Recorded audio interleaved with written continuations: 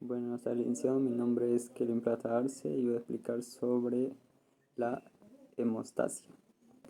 Pero antes de hablar de la hemostasia, le voy a hablar sobre lo que es su célula principal, que se trata sobre la plaqueta. Bueno, las plaquetas son fragmentos de citoplasma de una célula conocida como megacariocitos que tiene un diámetro de 2,4 milímetros. Estos fragmentos son liberados desde la médula ósea y pasan a la sangre, donde existe un promedio de 150 a 450 células por mil cubo y la vida media de la plaqueta es de 10 días y la función que tiene es la hemostasis y la coagulación, pero su función principal es que esta va a participar en el proceso de la hemostasia. Y las plaquetas se originan en la tromboyesis, que duran 7 días. Y bueno, como todo empieza, sería con la célula madre, hematopoyética pluripotencional.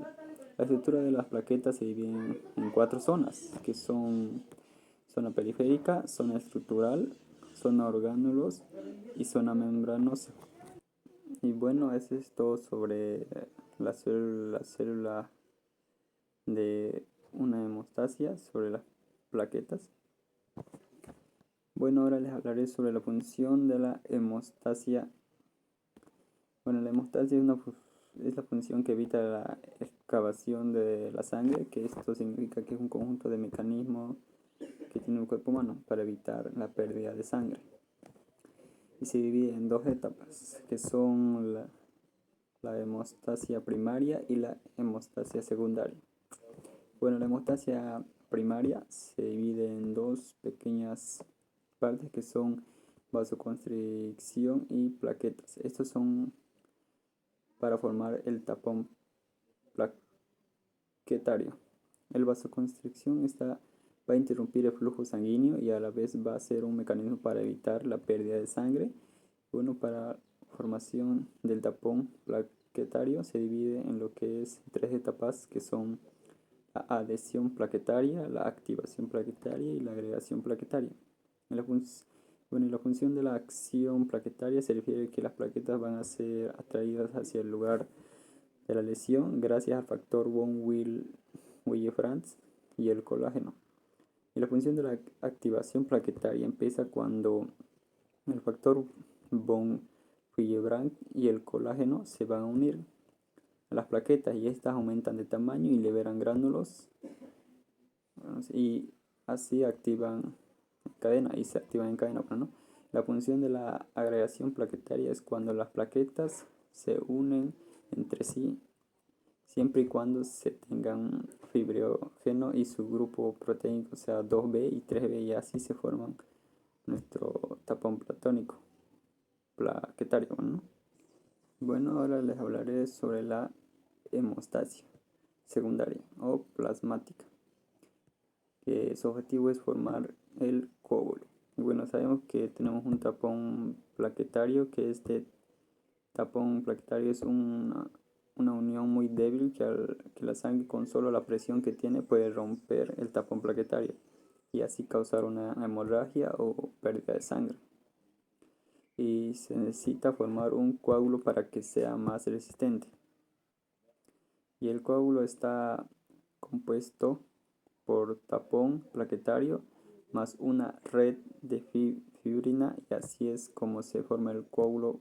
Bueno, y esto comienza cuando el factor 10 se activa, pero se activa con varios elementos que son calcio, el factor 5 y el fosfolípido. Todos estos elementos me sirven para formar sustancia que es protamina que se transforma en una trombina gracias a todos estos elementos. Luego la trombina activa igual lo que es a las plaquetas y también activa lo que es al factor 13, pero la función más importante de la trombina es que ayuda a la transformación de la fibrinógeno en fibrina. Gracias a la trombina ocurre esto. Y como ya vimos, como todos se activan para formar un coágulo, hablaremos que se necesita para activar el factor 10. A que es por el comienzo todo que se necesita son a vía extrínseca y a la vía intrínseca de coagulación. Y así es como comienza la vía común de la coagulación, y todo eso es el procedimiento para formar un coágulo. Y bueno, no se trata solo de eso, es decir, cuando se forma el coágulo ya se están creando mecanismos para la regeneración tisular o la reparación del tejido.